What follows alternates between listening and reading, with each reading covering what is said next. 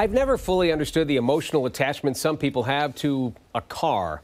Even after that car is long gone, the memories can linger, and sometimes those memories border on obsession, as was the case for a young mom in Ontario County who is someone you should know. Heidi Welsh has a thing for Mustangs. One Mustang in particular. What are your strongest memories of that car from when you were young? Dreaming to drive it. Sitting and pretending that I was just the coolest girl in the world driving it with the T-tops off. It was her great-uncle's car, but Heidi's parents would store it for him, and she would sit in it and dream. So one day your great-uncle, Bob, Yep. sells the car. Yes. Yeah. He always told me it had too much power for me and that it was too much. I would never be able to drive it.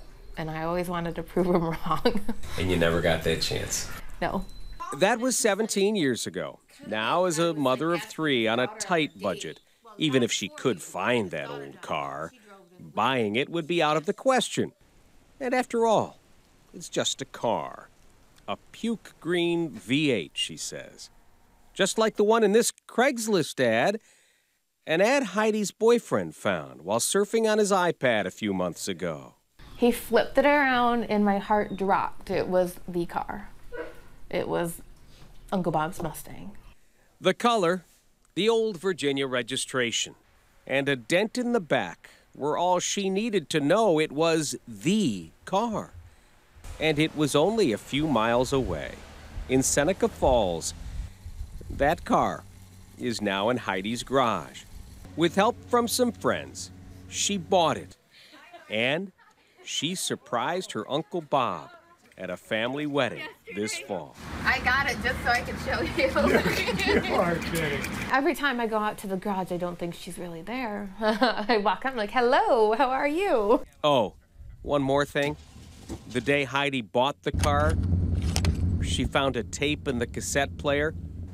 It was one of her mixtapes from when she was a girl. One of the tapes she used to play when she'd sit in this car and dream that it might be hers one day.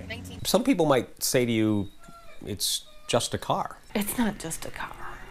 It's a dream that I've had since I was little. So. And it's come true. Yep. It's crazy. You know, I loved Heidi's story, if only for her refusal to give up on this dream. This was something that meant so much to her, and now she and her dad are planning to get it ready to go on the road in the spring. I was going to ask you because Uncle Bob didn't drive it that much, did he? No, not a lot. I think it's got 52,000 miles on it. It needs some work, but to her, it's a work of art. The green machine. Does she have a name for it? I don't know. I didn't ask her that. We should ask her that. That would be interesting to know. Follow up. Great story.